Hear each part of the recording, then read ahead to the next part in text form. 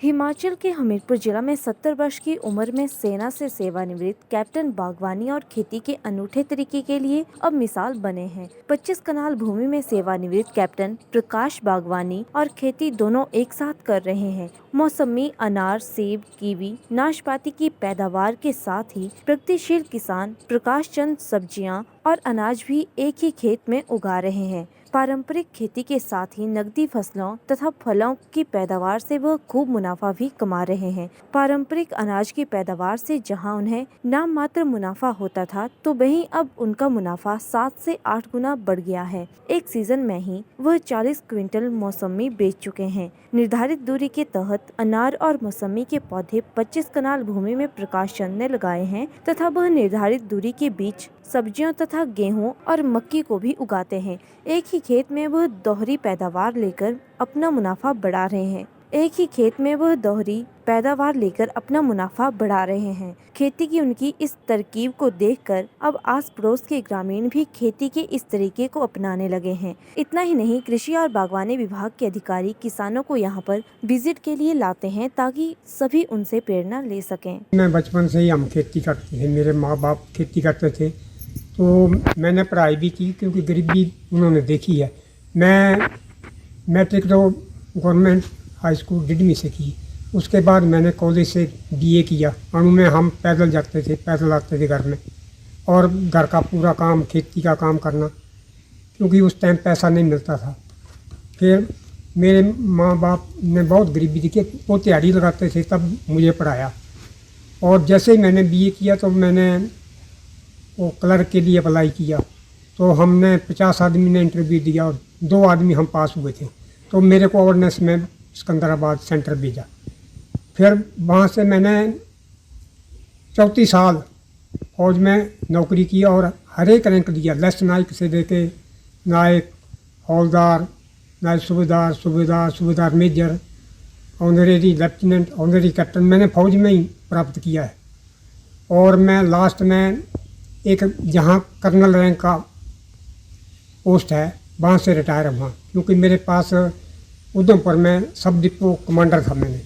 मैं वहाँ से कर्नल की पोस्ट पर काम करता था, और साथ में मेरे पास 1000 आदमी था, उसको भी मैंने दिन रात यहाँ पर मौसमी के पेड़ लगाए हैं। एक दूसरे की दूरी 3 मीटर है, एक पौधे से दूसरे की, और बीच में कुछ जगह खाली रह जाती है, उसमें हमने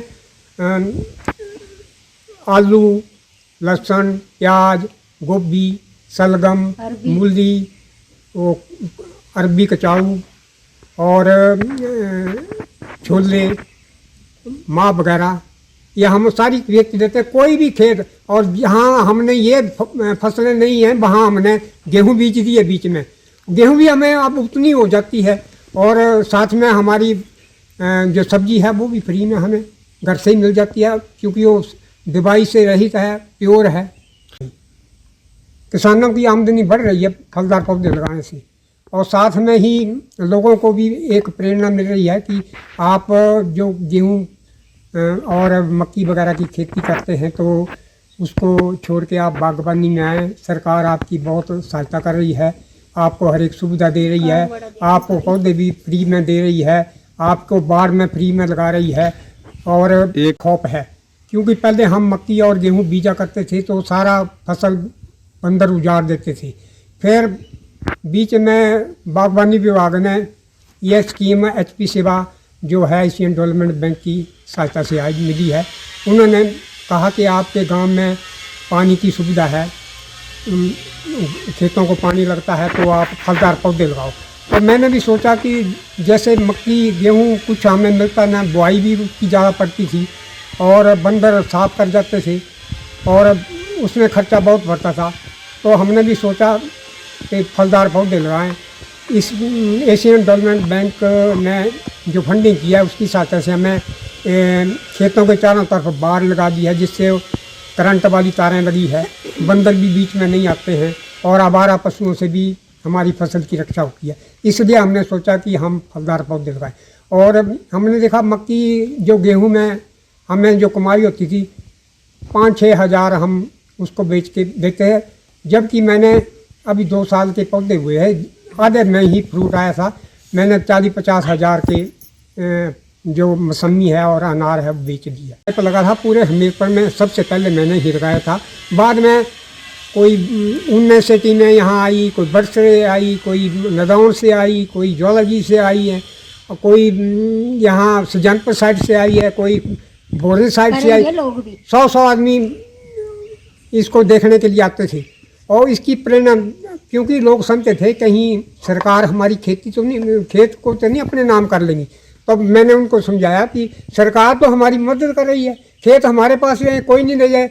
फ्री में वो पौधे बांट रहे हैं हमें, फ्री में वो सब कुछ हमें दे रहे हैं, और पेड़ फ्री में दे रहे हैं, पानी फ्री में लगा रहे हैं, तो सब कुछ फ्री है, इसलिए हमारी सहायता कर रही है सरकार।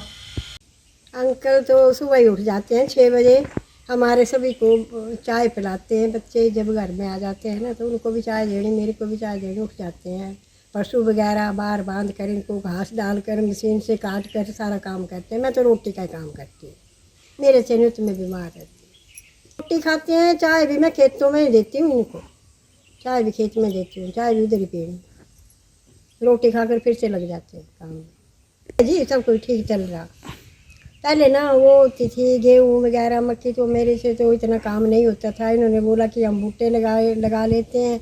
बूटे लगाए, मेरे को पता नहीं था कि बूटों का भी इतना काम होगा। हमने सोचा लगाएंगे बस फिर ही पास लग जाएंगे।